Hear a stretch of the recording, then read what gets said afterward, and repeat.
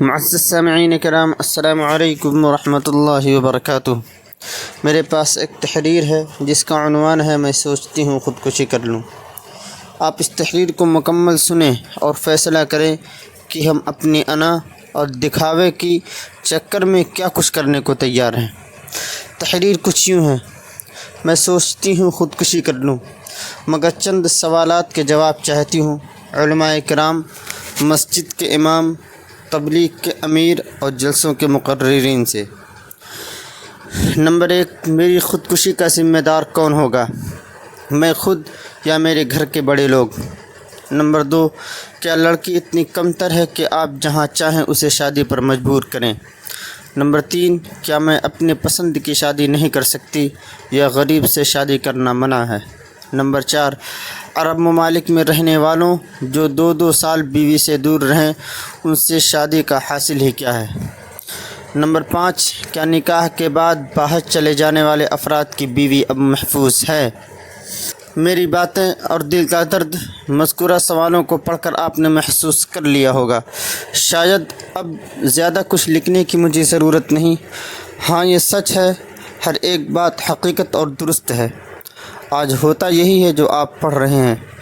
زمانے کے لحاظ سے میں ایک بڑے گھر کی لڑکی ہوں جسے میں خود نہیں مانتی، کیونکہ پورے گھر والے کو اپنے بڑے ہونے کا غرور ہے، جبکہ قرآن کا پیغام ہے بڑا کوئی نہیں، ہاں اللہ تعالیٰ کی نظر میں سب سے اچھے وہ ہیں جو تقوی والے ہیں۔ اور تقوی والا ہونے کا مطلب آج یہ سمجھ لیا گیا ہے کہ انسان حاجی ہو، نمازی ہو یا نارمل حافظ و مولانا ہو تو وہ تقوی والے ہیں۔ میرا ماننا یہ ہے کہ یہ سوچ غلط ہے۔ خیر، علماء پر مجھے کچھ نہیں لکھنا، یہ بڑے ہیں، قابل احترام ہیں۔ بات حاجی صاحب اور نمازی صاحب کی ہے جو دینی تعلیم سے دوری کے سبب ایسے فیصلے اپنے گھروں میں نافذ کراتے ہیں جو نہ یہ کہ صرف بچوں پر گراں ہوتا ہے بلکہ شریعت بھی اتنی سختی سے کہیں پیش نہیں آتی۔ یہ سب کچھ کرتے ہیں مگر وہی سب جو ان کی عقل سمجھ پاتی ہے۔ یہ بات ایمان اور یقین کی خوب کرتے ہیں۔ کچھ لوگ تو ایسے بھی ہیں کہ جب بیمار پڑ جائیں تو دوائی نہیں خریدتے، کیونکہ ان کا ایمان ہے مرض اللہ نے دیا ہے تو شفا بھی اللہ ہی دیں گے۔ اتنا مضبوط ایمان اچھی بات ہے، لیکن شریعت کا حکم بیمار ہونے پر علاج کرانے کا ہے۔ اب ان کا ایمان، اللہ پر یقین اور سنت نبوی صلی اللہ علیہ وسلم پر عمل دیکھیں۔ بات میرے رشتے کی چل رہی ہے مگر مجھے کوئی خبر نہیں، مجھ سے پوچھا ہی نہیں گیا، اور کئی لوگ آئے اور دیکھ کر گئے، ہر ایک نے میری تصویر بھی لی، میرا تماشا بنا، رشتوں کا انکار ہوا مگر میری تصاویریں ان کے پاس محفوظ ہیں۔ رشتہ داروں میں اچھا رشتہ موجود ہے مگر انہیں اپنے تعلقات وسیع کرنے ہیں، اس لیے رشتہ داروں یا اپنی برادری کو چھوڑ کر دوسروں میں رشتے کی تلاش ہے۔ یہ جملہ حقیقت میں نے غصے میں نہیں لکھا ہے۔ ایک خوبصورت لڑکا جو بہتر ہے، مزاج بھی اچھا ہے مگر مالی حالت بہت مضبوط نہیں، اسی لیے اسے ایکسیپٹ نہیں کیا گیا۔ ایک لڑکا جو انجینئر ہے، بہت اچھا بھی نہیں ہے، مجھے پسند بھی نہیں ہے مگر اس کی جیب میں اچھی رقم ہے، وہ اپنے سالوں سال باہر رہتا ہے، آپ نے اسے اپنی بیٹی کے لیے پسند کیا، ایسا کیوں؟ اب کہاں گیا ایمان اور اللہ پر یقین؟ اب یہ سوچیں نا کہ نکاح سے برکت ہوتی ہے، اسی لیے ایک دیندار لڑکے سے اپنی بچی کا رشتہ کرائیں جو آپ کی بچی کو حجاب میں رکھے، اس کی ضرورت پوری کرے، اسے وقت دے اور نکاح کے تقاضوں کے ساتھ زندگی گزارے۔ مگر نہیں کریں گے آپ ایسا، بتاؤں کیوں؟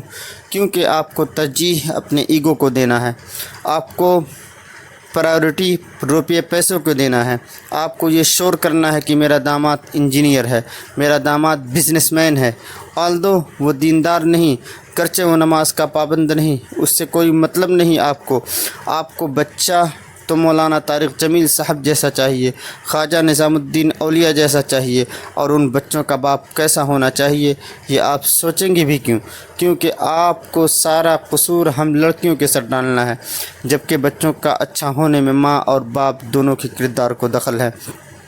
میں بہت کچھ نہیں لکھ پا رہی، تحریر کے قلم کرتے وقت بھی مجھے ابو کا ڈر ہے، پلیز میری باتوں کو پڑھ لیں اور آپ لوگ اپنی بچی پر ایسا ظلم نہ کریں۔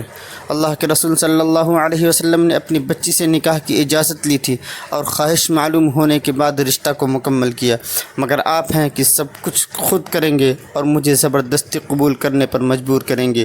کیوں کر رہے ہیں آپ مجھ پر ظلم؟ میرے ابو پلیز خدا کا واسطہ مجھے زبردستی کسی لڑکے کے ساتھ نہ لگائیں، میری زندگی کو جہنم نہ بنائیں۔ میں آپ کی عزت کے لیے اس رشتے کو ایکسیپٹ کر سکتی ہوں، مگر میں یہ کہوں گی کہ شریعت نے مجھے جو حق دیا ہے آپ نے اسے چھین کر مجھ پر زبردستی کی ہے۔ آپ مجھے جیسے ماحول میں بھیج رہے ہیں میں وہاں جی نہیں سکتی۔ میں نے یونیورسٹی میں ضرور تعلیم حاصل کی ہے، مگر خالص یونیورسٹیوں کی تعلیم یافتہ کو میں ترجیح نہیں دے سکتی۔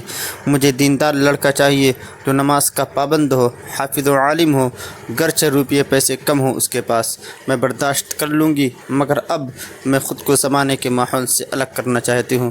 میں رشتوں سے راضی نہیں ہوں۔ اللہ کا واسطہ مجھے کوئی دیندار لڑکے کا سہارا دیں جو میری باقی کی زندگی کو بہتر کرنے میں میرا ساتھ دے، مجھے سیدھا راستہ بتائے۔ اور اگر ایسا نہ ہوا، میرے مزاج کو نہ سمجھا گیا، تو یہ بات یقینی ہے کہ میں اپنی زندگی کو موت پر ترجیح دوں گی۔ موت کا جو بھی طریقہ ہو اسے اختیار کروں گی۔ ہاں مجھے معلوم ہے کہ خودکشی حرام ہے، اس کے نتائج بہت خطرناک ہیں، سب میرے علم میں ہے، اب فیصلہ آپ پر ہے۔ والسلام علیکم۔ میں آپ کی بیٹی، خدا حافظ۔ ابو، بڑے بھائی، بہن، باقی گھر کے لوگ، میں اب زیادہ کچھ نہیں لکھ سکتی۔ اللہ کا واسطہ شریعت کا خیال کریں اور میری آخرت کا۔ علماء کرام میری باتوں کا اپنی تقریر کا حصہ بنائیں، اور خاص طور پر بہار کے امام صاحب لوگ، بہت مہربانی ہوگی۔ میں آپ کی بہتر زندگی اور مغفرت کی دعا کروں گی اور کر رہی ہوں۔